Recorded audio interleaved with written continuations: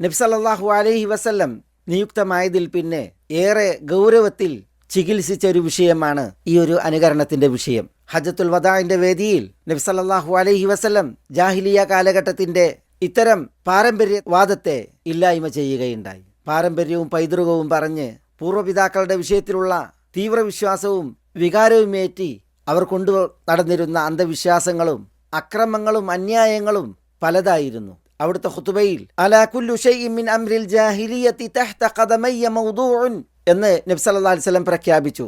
ജാഹിലിയത്തിന്റെ കാര്യങ്ങളിൽ എല്ലാം എൻ്റെ ഇരു കാലുകൾക്ക് ചുവട്ടിലും തമസ്കരിക്കപ്പെട്ടിരിക്കുന്നു.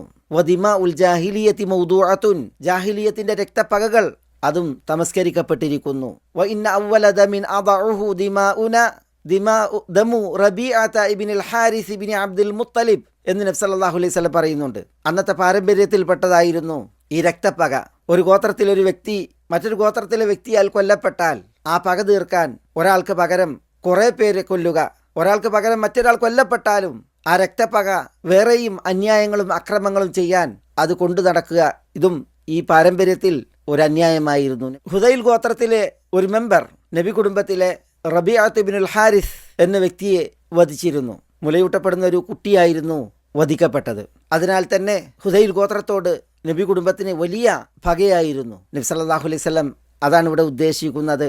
വ ഇന്ന അവ്വല ദമിൻ അദഉഹു ദിമാഉന എന്ന് പറഞ്ഞ് അലാ ലാ യജ്നി ജാനിൻ ഇല്ലാ അലാ നഫ്സിഹി, ഏതൊരു കുറ്റവാളിയും താൻ ചെയ്ത കുറ്റത്തിന്റെ പേരിലാണ് ശിക്ഷിക്കപ്പെടുക. വലാ യജ്നി വാലിദുൻ അലാ വലദിഹി, മകൻ ചെയ്ത കുറ്റത്തിന് പിതാവ് ആ കുറ്റം ഏൽക്കുകയില്ല.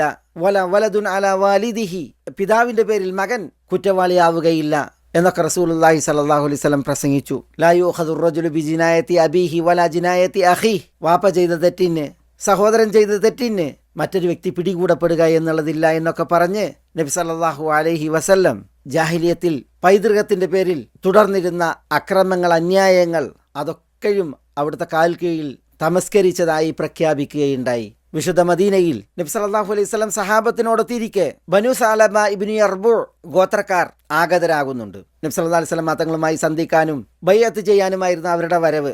ഈ ബനു സഅലബ ഗോത്രക്കാരെ കണ്ട മാത്രയിൽ അൻസാരികളിൽ ഒരാൾ എഴുന്നേറ്റ് നിന്ന് യാ റസൂലല്ലാഹ് ഹൗലാഇ നഫറുൽ യർബുഇയൂൻ അല്ലദീന ഖതലു ഫുലാനൻ, യർബുഇകളായി ബനു സഅലബ ഇവരാണ് ഇന്ന വ്യക്തിയെ വധിച്ചിട്ടുള്ളത് എന്ന് പറയുകയുണ്ടായി. ഈ ബനു സഅലബയിൽപ്പെട്ട ഏതോ ഒരാളെ കൊന്നതിനെ കുറിച്ചാണ് പറയുന്നത്. ആ കൊലക്ക് അതിൽ പങ്കാളികളല്ലാത്ത അത് ചെയ്യാത്ത ഈ ബനു സഅലബ ഗോത്രക്കാരോട് കണക്ക് തീർക്കാൻ വേണ്ടിയാണ്, പ്രതിക്രിയക്ക് വേണ്ടിയാണ് അൻസാരിയായ വ്യക്തി നബി സല്ലല്ലാഹു അലൈഹി വസല്ലം തങ്ങളോട് അവിടം ഇത് വിളിച്ചു പറയുന്നത്. അപ്പോഴാണ് നബി സല്ലല്ലാഹു അലൈഹി വസല്ലം പറഞ്ഞത് അലാ ലാ തജ്നി നഫ്സുൻ അലാ ഉഖ്റ, അലാ ലാ തജ്നി നഫ്സുൻ അലാ ഉഖ്റ എന്ന് ആവർത്തിച്ച് ഒരാളും മറ്റൊരാളുടെ പാപഭാരം വഹിക്കുകയില്ല എന്നുള്ള വിഷയം അത് ആവർത്തിച്ച് പറഞ്ഞു എന്നുള്ളതാണ്. ഈ ഉദാഹരണങ്ങൾ ഉണർത്തിയത് നബി സല്ലല്ലാഹു അലൈഹി വസല്ലം പാരമ്പര്യത്തിന്റെ പേര് പറഞ്ഞ് പൂർവ്വപിതാക്കളെ എടുത്തു പറഞ്ഞ് അവരെ അനുകരിച്ചും പിന്തുടർന്നും അന്യായങ്ങളും അന്ധവിശ്വാസങ്ങളും പലതും കൊണ്ടു നടന്നിരുന്നു ആളുകൾ. പക്ഷേ നബി സല്ലല്ലാഹു അലൈഹി വസല്ലം തങ്ങൾ അതെല്ലാം തിരുത്തുകയുണ്ടായി. അത്തരം അന്ധവിശ്വാസങ്ങളെയെല്ലാം നബി സല്ലല്ലാഹു അലൈഹി വസല്ലം എതിർക്കുകയുണ്ടായി എന്നുള്ളത് മനസ്സിലാക്കാനാണ്.